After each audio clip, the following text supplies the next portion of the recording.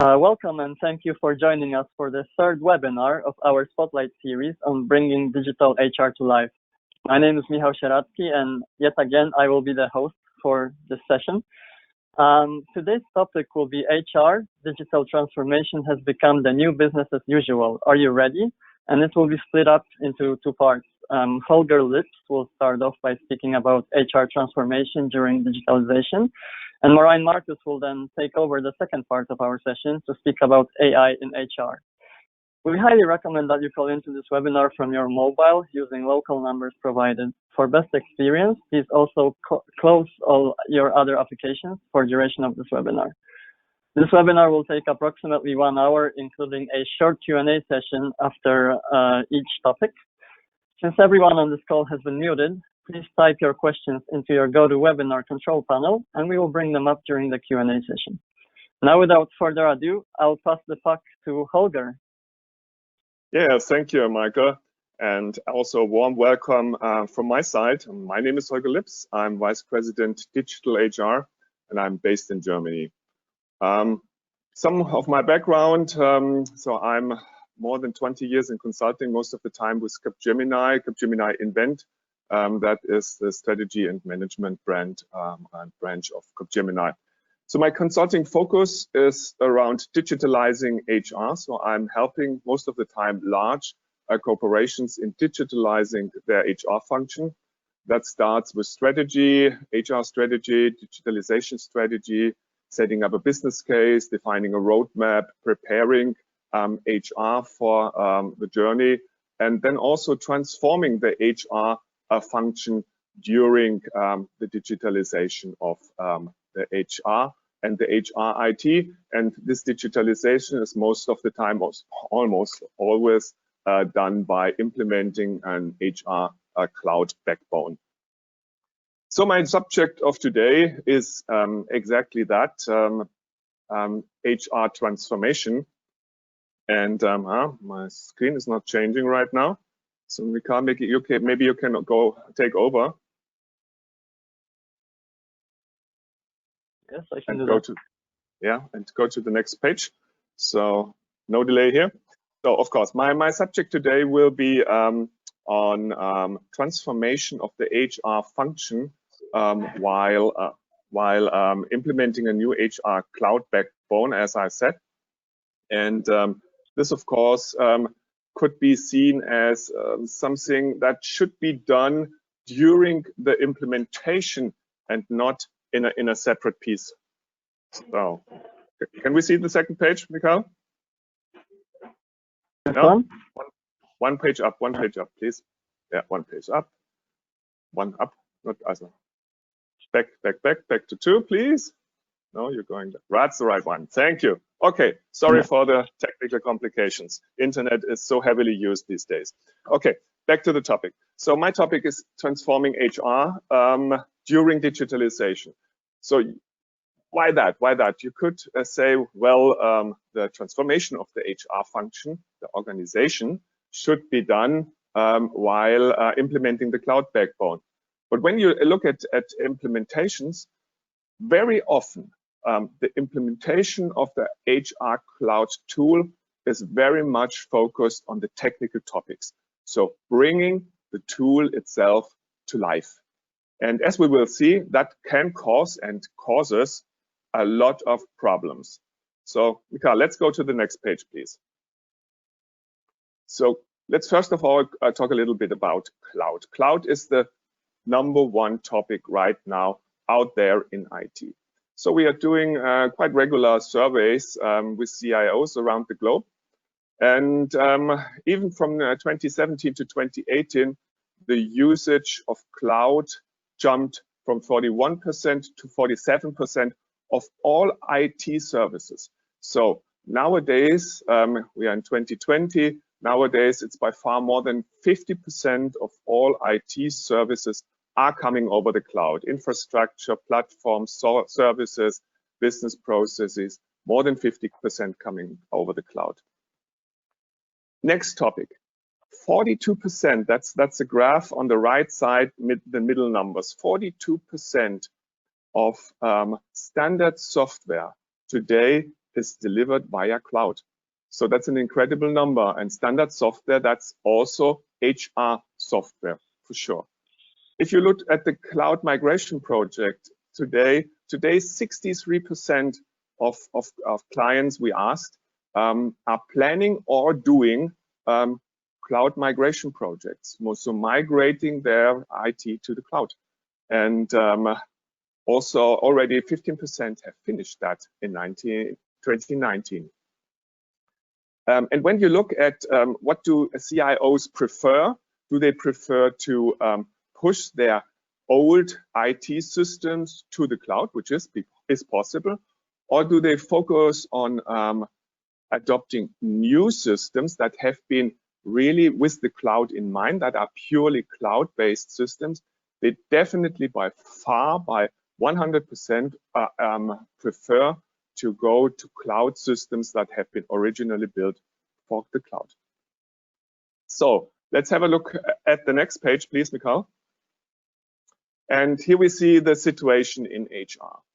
So in the last 20 years, I would say, HR software, HR systems have been dominated by the HR modules of ERP software. So SAP HCM has been around for decades. PeopleSoft has been around for decades. And they have been once innovative, but innovation stopped many years ago. And very consequently, both SAP and PeopleSoft have announced the end of support for both systems. So PeopleSoft for 2030, SAP for 2027. And if you pay some extra money, you will get some support until 2030, but that's it. And now cloud systems are really taking over in the HR space. So we just named here 3 leading systems. There are others out there for sure. But these systems, these cloud systems, they are getting almost all of the investments of the cloud vendors. So all the fancy stuff, all the nice analytic portals, all the modern methodologies in HR, they get it all. They get the nice user experience, and the old systems, they only get the legal updates. That's it. So it's really a huge push towards cloud. Mikhail, let's go to the next page, please. So, and when you get all the investments as cloud solutions, you get all the fine stuff. You are very, very much advanced compared to the old ERP systems. So, what's the great things within cloud systems? I do not want to make a marketing for cloud. I think there's a lot of marketing out there. Just some really neutral observation. Of course, those systems, they are customer and employee centric.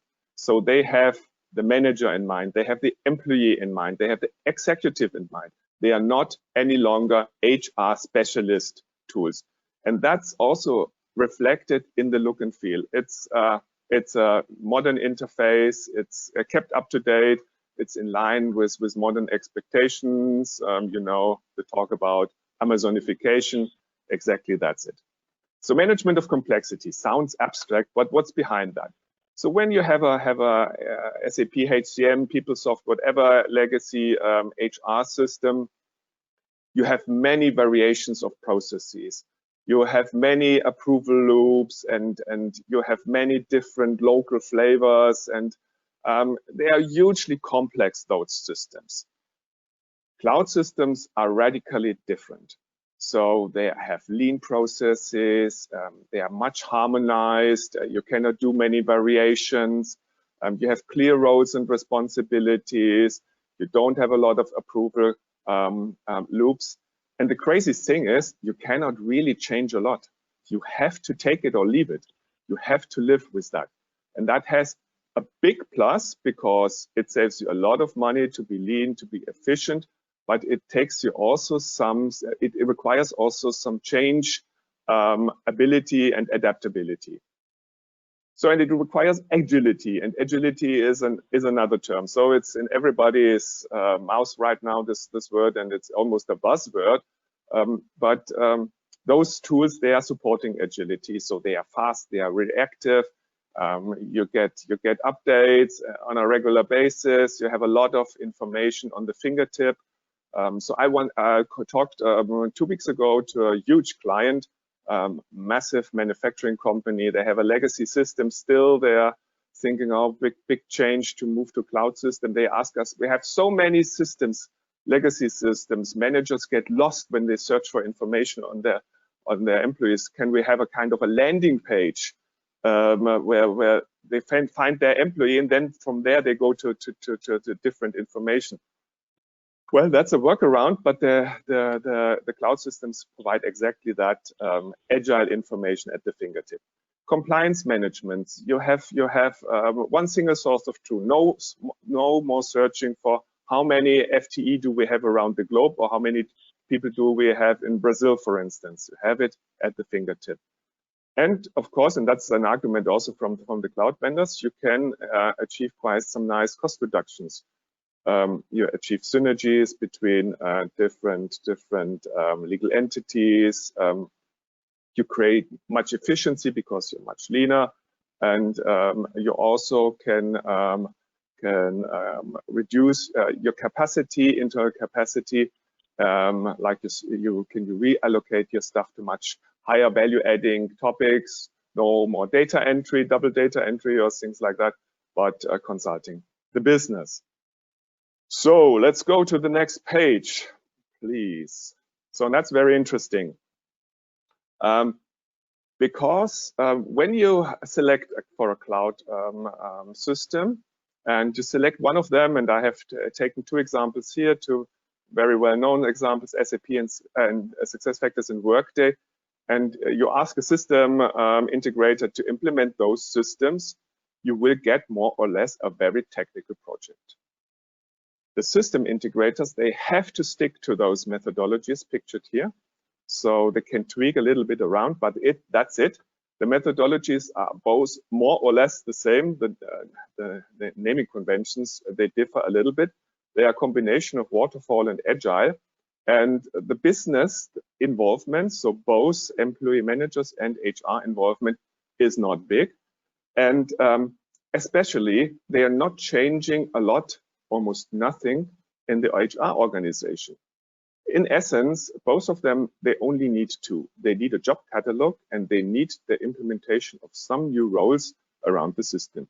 And that's it. And the system implementation partner, the system integrator, will do a technical project for you, and will focus on switching the system live. The Workday methodology has integrated change management. That's a good step. SAP hasn't that change management. So therefore, you really have to ask, is that the right way to fully implement a cloud system, and leaving with more or less leaving out the HR transformation topic. And when we look at the next page, we do come across many risks. So let's go to the next page, please. Yeah, we do come across a lot of problems, and we are seeing a lot of risks when you just do this very technical focused implementation. So I've seen several clients who have implemented a cloud system with a system integrator, and then the managers do not adapt the new solution, and then the result is that you will not achieve the qualitative business case, because you want to have a great experience of managers and employees. So for instance, I had a project where I've been called in by the CHRO, and the CHRO told me, well, we have a problem with our new cloud system, and the CIO told me, yeah, it's great, it's working in a fantastic way. You will see, check it. And then I checked it, and it was technically well implemented. Then I talked to business responsibles, so vice president, senior vice president of a business line. And I just named the system, and he said, oh, it's crap. It doesn't work. I don't find the information. I don't like it. Why? Because it was not implemented in a proper way, so that he really finds the information he needs. And he had no idea how he was integrated as a manager in the new service delivery, because he had a role he was not aware of, and his HR was also not aware of which role he has, which new role they as HR had. So they didn't adopt the system, and the same was true for HR. So HR used the system, yes, but they tried to use the old system as well, and they even used some additional systems, some databases, to work around the new system, which was not really reflecting what they wanted and was not really integrated into their HR organization. So you have a risk that you don't make this qualitative business case. But when you have two ways of working, the old way of working, which is still there, and the new way of working brought in by the tool, you will also create double work. You will create confusion. You will create frustration. And therefore, you will not get those benefits, those efficiencies. You might even get additional work. So I came across that as well. So you have to adapt the way of working in the organization as well as it is defined in the tool. And you have to make the people, all people, HR managers and employees, understand how the tool is working and what is their place within the service delivery. So if you do not do it, you have these high risks, as I have come across very often. Let's go to the next page, please. So the cure for that is to integrate the HRIT cloud implementation with an HR organizational transformation. So what's that? Normally, when you do such a big transformation, implementing a totally new cloud system, coming with totally new methodologies and way of working, you should think about your HR operating model. And I have done a webinar on that in this series on Monday. Maybe you can have a look at it. Maybe it's already available online. So you should define a new HR operating model upfront before you start with any implementation of the cloud system. Then you have to design and implement a new HR organization. So an HR organization that is really tailored towards the way of working in the tool. And then you have to also come up with integrated HR processes, services, and a service delivery model, which is reflecting in the organization and the way of working, how the tool is working. And you have, of course, and that's really important, you have to think which new roles do you have, which new skills do you need in your organization as HR, but also which new skills do you need on employee and manager side, and staff HR in a new way, and train, of course, to ensure that the capabilities are there. On the IT side, you also should have a broader view. You should work with HR as IT and demonstrate to them what the new software will be able to do and how they could integrate that into their service delivery model. You should think about your broader HR IT strategy and how to design your future HR IT landscape. Then, of course, you should do the planning for the implementation, and you should do the implementation in an integrated way with your colleagues from HR. So let's go to the next page, please. And if you do it like that, then you have really the three key success factors in place. The system is reflecting in the best way the needs of HR, of managers and employees. That's one. Two is those three parties understand the limitations of the system. They're not complaining that the old processes are no longer there. They understand that it's a completely new way of working with IT. And they also they like they understand and like those limitations because they bring them a lot of advantages. Simplicity, for instance, speed, and also more efficiency, and they like that. So the third advantage is really that IT system and the HR organization are really working hand in hand, and that's the third key success factor. Let's go on. Okay, so this is a methodology how you can transform your HR organization while implementing a new HR cloud backbone. So it's looking heavy and detailed, and yes, it is, but it needs to be. However, I want to go quickly over it with you to capture maybe some key points. To start on the left hand, HR operating model. As I said, before you implement a system, before you transform a HR organization, before you do this integrated approach, you should think about your HR operating model. You should define a new one, which will help you to fully leverage the advantages, the new methodologies, the new way of working of the cloud systems. And just to outline what an HR operating model is, it's more or less the architecture of the HR function. So then when you start to implement the system, you can start with the preparation for the transformation. So what do? You detail your HR organization, you detail your service delivery model, you detail your HR governance, you finalize your product catalog, what are the products in HR you're delivering, and you are defining the future job profiles, which people do I need, which skills do I need, and you decide on a staffing strategy. I will come to that in a minute.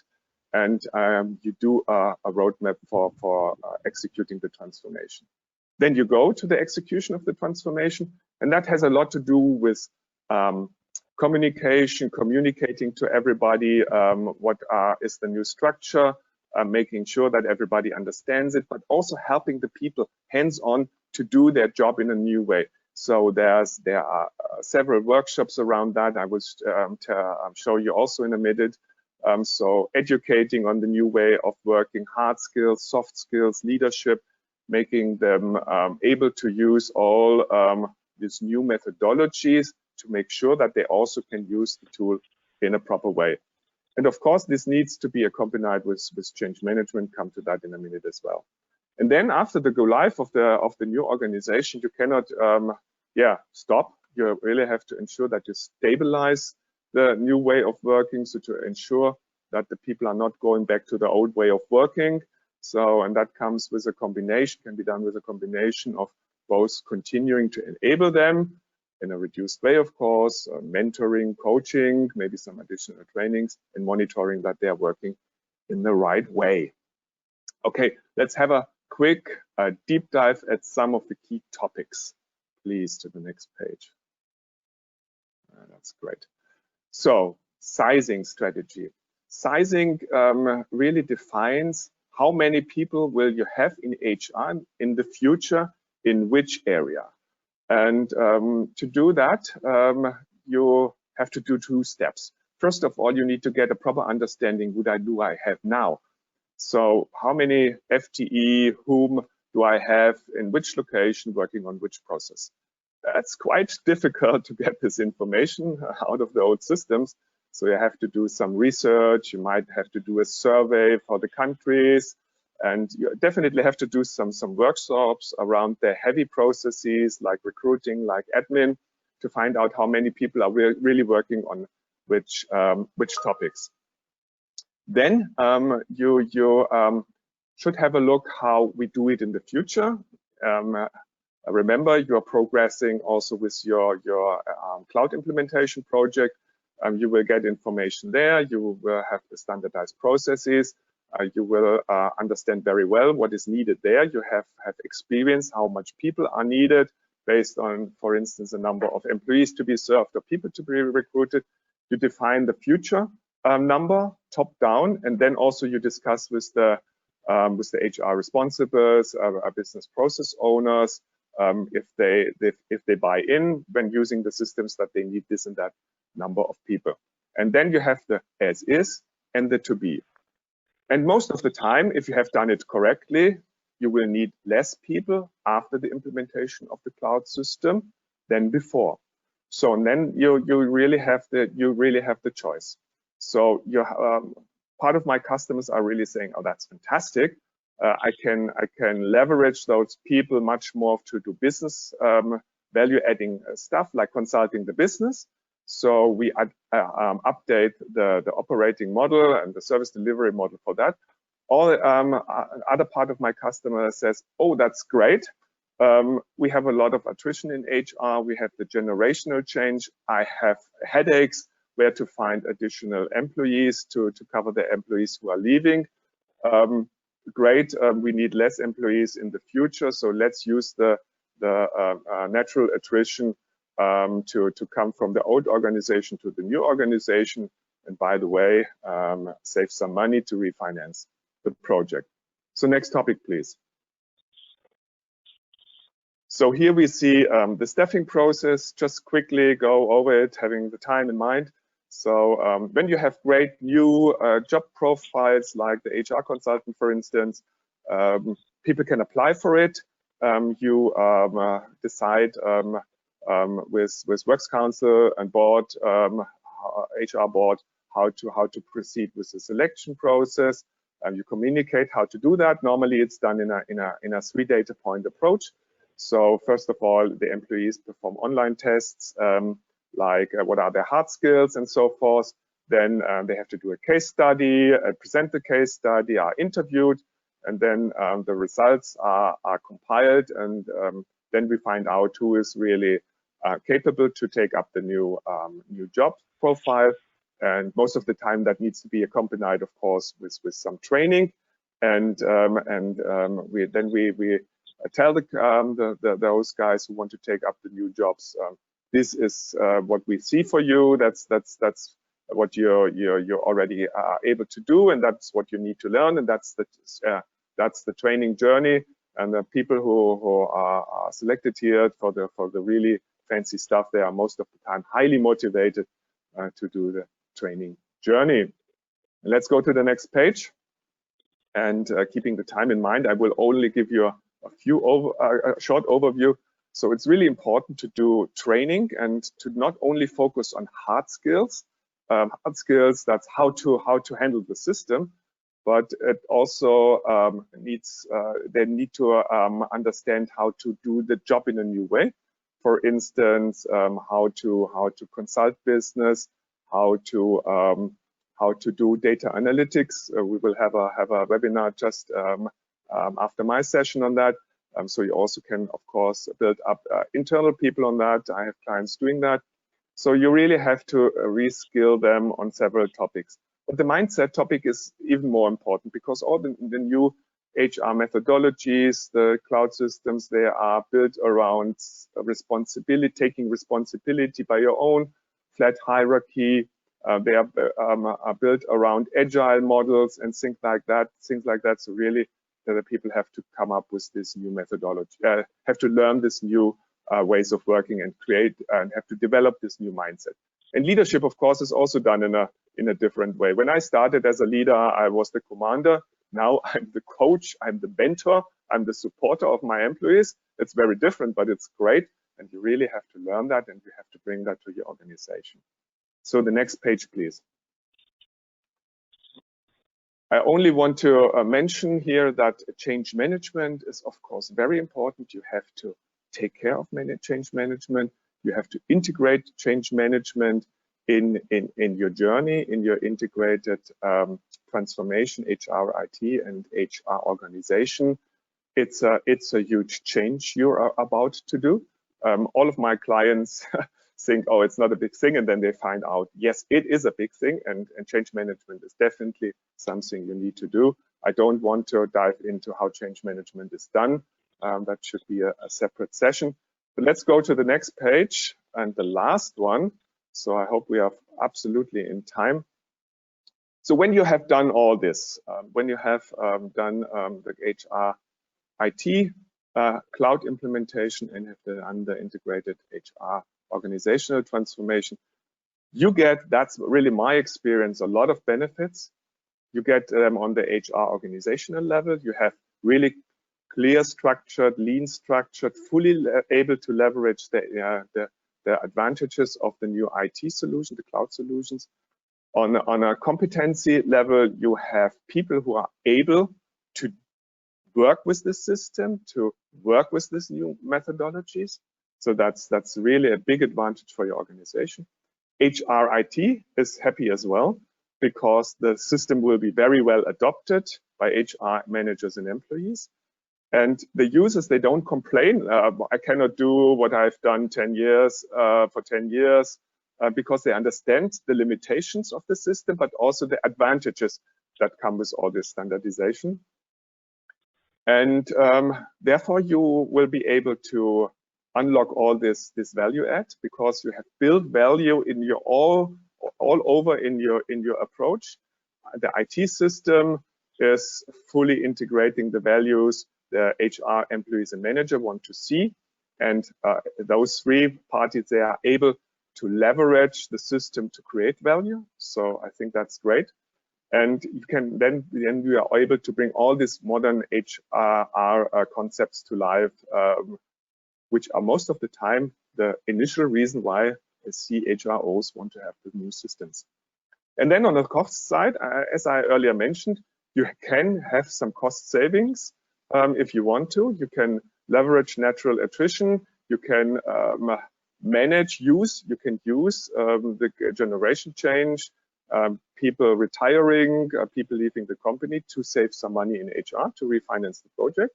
But you also can use it to overcome the generational change. You do not have to find all these replacements which are not available on the market. Or you can reallocate your HR resources, which are still there, to higher value adding processes to even more boost the value add of HR. Michael, I'm 2 minutes over. Sorry. You can apologize to Moraine instead, not me. It's fine. But yes, since I do not see any questions for Q&A, I might as well move right over to you, Moraine. I'm going to give you control, and I know that Holger, you're gonna be dropping off, so thank you for this. Thank you. Bye-bye. Thanks, Holger. Bye. I'll be taking over from this point on. Show my screen. I think you should now all be able to see my screen, correct? Should be. Yes, okay. Hey everyone, my name is Marijn Marcus, and I'll be talking to you a little bit about AI, artificial intelligence in HR. I am the artificial intelligence lead for Capgemini Netherlands. I'm a senior data scientist. And I started my job 6 years ago. You remember when I was doing NGO work for Gyro 555, which is a collaboration between the Red Cross, Axonovib, and Cordate. And I was doing stupid BI data stuff. I was reporting for non-governmental organizations how much money we were spending on which island of the Philippines after the Haiyan flood, the tsunami, to send emergency relief aid. Then Ebola happened. Do you remember Ebola? It was the biggest thing like 5-6 years ago in terms of worldwide pandemics. And in 1-2 months, I had to learn how to source data from the World Health Organization, how to map that, how to analyze that, how to visualize that, how to show and predict the spread of the disease throughout West Africa. Those models and those maps I built were used on the Dutch national news, and I was taking a picture of the television to send to my mom. Look, Mom, my stuff's on television. Back then, my dad told me I should study real trade, economics. Don't do all that computer stuff, all that data stuff. But what those times taught me was that the stuff I do with data, the stuff that we can do with computers, can help save and improve people's lives, because we raised 15.6 million euros in just 1 month to send emergency aid to West Africa in what was then the world's biggest pandemic. And I've been doing that ever since, helping people with data. I've done so for the police of Rotterdam to predict the spatial analyze and predict the spatial distribution of crime. We've done so for farmers in Kenya in Project Farm. You can Google it. where we predict for smallholder farmers and for creditors what the yield will be end of rain season, and what the soil quality of the soil is using an AI-powered data platform. We might have won some prizes for that. But I'm not here to brag about all of that. We're talking about how to apply that data, how to apply those AI techniques, specifically within the field of HR. Because this is a term you probably heard somewhere before. I quit. It's what employees tell you all the time, if I may, because analytics and statistics shows we live in a very volatile market where employees spend in Europe an average of 2 years per employer, and then they switch. Why wouldn't they? It's how the market works. It's how you promote yourself, how you go up in the market. So we have a very volatile market, and we have to assess that and deal with it. The question is how? Well, the main thing I learned about using data to help people, because I study people, I'm a sociologist with some criminology and statistics in there, is that people at scale are predictable. This is not necessarily a bad thing, because what makes people happy and what makes people unhappy is predictable. And I think HR can leverage that because we can see it coming. Now, I prepared some very fancy PowerPoint slides for you, but I'd rather just give you a live demo of what HR could look like a few years from now for you. So bear with me as I open this demo. Imagine you work in HR and you open your dashboard, your laptop or your tablet, and you're a manager. You have 10 people under you, and you have to plan talks with the people underneath you. Who are you going to have coffee with first? It's a weekday. Are you talking to John first? Are you talking to Simone first? Are you planning the end year reviews? Whom should go first, or who has priority? Using standardized HR data, this is anonymized by the way, this demo. Using standardized data, we build predictive models to predict to analyze and predict how unhappy an employee is, which in turn influences their likelihood to leave the company. And then suddenly we're talking about attrition, something that hits both the individual employee who is unhappy and the organization as a whole, which has an attrition problem. And here on the horizontal axis, you can see the leave probability, and each and every dot here is an individual. And on the vertical axis, we can see the company impact. So how high ranking are they? How much money is involved in this individual? Let's see, here we have Josie Parker, anonymous.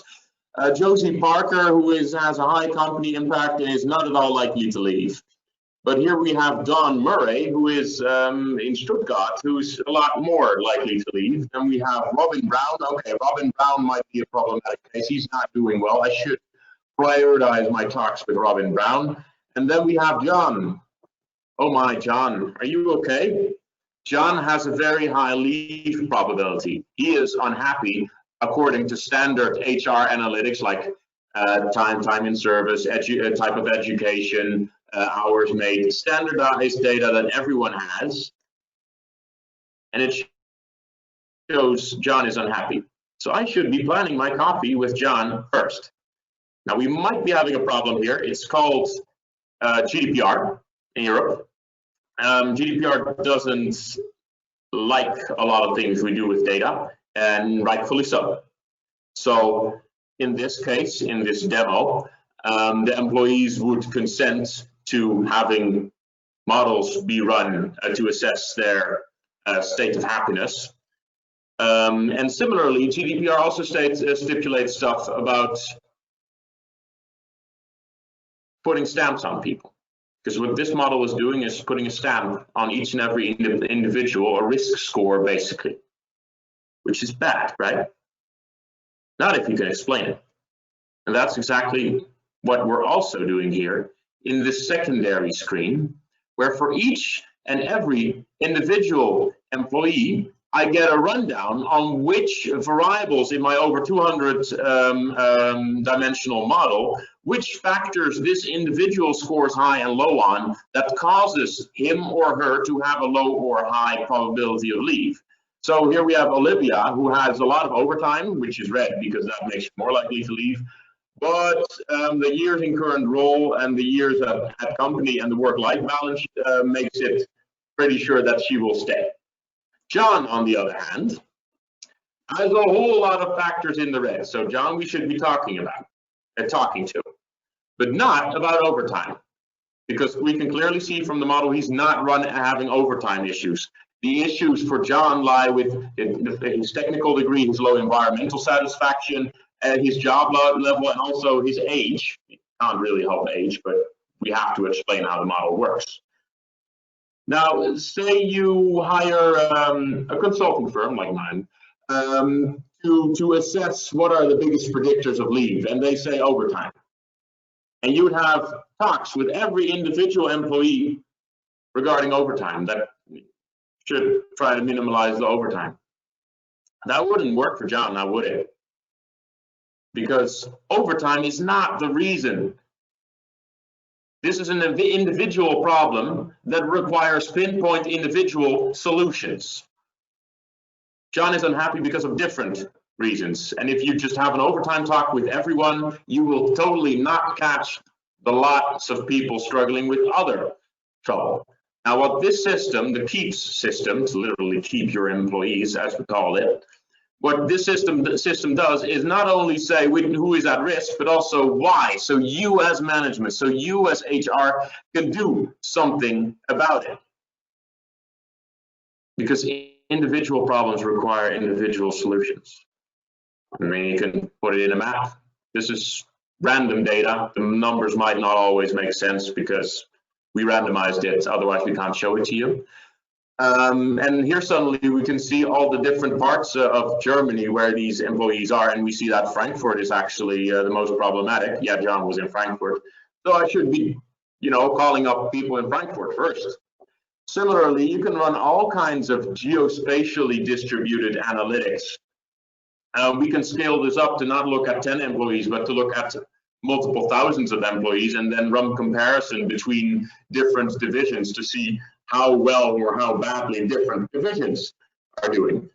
And the point here is not to generalize and label. The point here is to use data that you've already got, the gold mine that every organization is already seated upon, and leverage it to improve the work and the life of your own employees. Because if you have it and it helps and you don't use it, that would be a waste to me. This is all alignment modeling, by the way, for those who know what that word means. Now, this is just one of many examples we can use, one of many examples of how to use and leverage data in your organization to improve the lives of your employees. And we present this to a board, to a managing board. What do you think they say? Are they happy? No, we're talking about data-driven work here. And I gave a lecture on this last week at a university, so I'll just copy-paste this. When the insights you create through data don't support what the organization wants to be true, you will get pushback. This is why data-driven can be harsh for many organizations, because it might show a different reality from the one they want to see. And then your first response will be, yeah, if the metrics don't look good, you need another metric. You shouldn't be looking at duration. You should be looking at a different type of metric. And some costs are real, because I've had this happen a lot in government research, when we are already doing A, when your findings show that you should instead do B. And that these insights won't spur action of the organization in itself, because the organization needs to be ready to change. The last one is specifically for for my students to keep things professional. The thing is, none of these arguments are reasons to stop doing this. Because this is a data-driven world we're heading into. Data is the new gold, the new oil, all that jazz. And it is an asset that we are only starting to leverage as organizations. And if we can use this to predict violent crime, if we can use this to predict fraud, if we can use this to identify and help small farmers in Kenya, then we can use this for our own employees as well. Because the state of the market currently is that we report in organizations how many toilet paper is sold. Let's use toilet paper. We report descriptive statistics about how many toilet paper we sold on in which store, in which city. The diagnostic analysis behind it, why did we sell more toilet paper? Was it because of the weather that day? Was it because sports was on? Was it because it was on sale? That level of analytics and its successor, the predictive, if we know that weather influences toilet paper sold, and we know the weather is going to be nice, what does that mean? Or even prescriptive, if we know that weather and day of the week and football influences toilet paper sold, then we should put it on sale, because that also would maximize our sales. And admittingly, the vast majority of these organizations are right there at the bottom left. Descriptive analytics. Traditional BI is used to run the organization, to run HR. Now, I meant to use alcohol and beer as an example here, but I was told not to because alcohol is not something you talk about in Sweden. So I use toilet paper instead, but I have to use a Russian saying here. Alcohol is toilet paper for the soul. Now back to the buzzwords, because there's a lot of buzzwords on LinkedIn, on BuzzFeed, on all your social media. Artificial intelligence is something you hear. Yeah, we need to do something with AI, something with machine learning, something with data science in our organization. There's big data in there. We need to do automation, cloud, security. Help me out. What buzzword is missing? Please don't say blockchain. Please don't say blockchain. Truth of the matter is, this is all about data. Machine learning requires data. What is data science if not the application of scientific methods to data problems? It aggregates to big data. Automation nowadays all stems from digital data processes. You store it in a cloud. What security thing nowadays isn't a data leak? And what is blockchain if not a way to safely distribute your data? Yes, it is. All of this is about data. And about 6 years ago, when I started doing this during Ebola, we called it statistics, which was not sexy at all. Then it all turned into big data, then it became data science, machine learning, and now I'm talking to you about artificial intelligence, even though the vast majority of the techniques we use have been out there in the field for over 20, 30 years. What hasn't happened yet is that we apply them at scale. And that, to me, is the coolest part. To use all of this to help people. And I frankly don't care how we call it. I just want to do stuff with data to make people's lives better. And that, to me, is beautiful. Thanks you. I don't think I'm over time yet, so we would have some room for questions. Yes, exactly. Thank you for this, Marijn. This was, I gotta say, it was awesome as somebody that doesn't know HR at all. Super interesting presentation. And we did get some questions actually, so that I can ask you directly. Can you tell us some more about other applications of this technology? Some other applications of this technology. Well, for example, the model I literally just showed you, the KEEPZ model, to look at individual cases and then zoom in on which individual case is triggered by what. The very same type of analysis you can do for stores, for toilet paper sales, because you have different effects in rural areas as opposed to urban areas. So then every dot on the screen is suddenly a different shop or a different product, or you have one of those scatter plots for each and every individual product. I am also applying this in refugee research for the Dutch government, which I'd love to tell you about, but can't. The point here is that you have multiple levels of aggregation of data. You can talk about individuals, you can talk about departments, you can talk about companies, you can talk about countries. And those different levels require different levels of insights. You don't need to know how every part of the car is doing to predict how well the car will do in a race. You don't need to know the shoe size of every soccer player to make predictions about which soccer team is going to win. You would like to know their shoe size if you're running analytics on that individual. So in the end, it really all starts and ends with the question, what is it that you're trying to solve?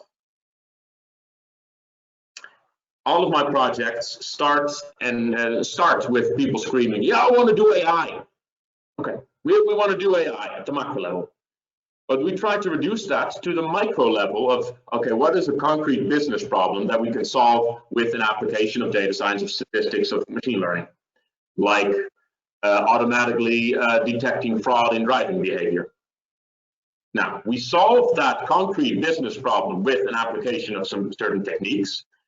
So then the organization at the macro level can once again start screaming, oh man, we built an AI, and post that on LinkedIn. So the only way to actually get to do AI projects is to stop talking about AI as soon as possible. And I told this to people at the World Summit AI, and they laughed, even though I was basically calling them idiots, which was fun. Yeah, it's always fun. So I guess that answers the question. I got a few more. What type of models did you use while developing KEEPZ? Is the next one. In the KEEPZ case, we were using the H2O packages, if that tells you anything. So we were using ensemble methods, everything from logistic regression to XGBoost and neural nets. And actually ran comparative analysis on which model performs best. I think random forest turned out to be best of the bunch, because we compare different types of models, more simplistic to more complex, and then assess who performs best, not absolutely, but relatively, because the more complex your model, the harder it is to explain. I've had projects where I deliberately chose to go with the regression model, which is the simplest model, simply because it is easier to explain to business. Because in the end, you want business to be able to use your model. That is the end goal. Have it used by people and improve the lives of people. And sometimes you make choices. And believe me, at the start, I was just going like, oh man, no, I want to try deep learning on this. It's going to be great. All the techniques and all the models we use are means to an end. But that's not what they taught me in class.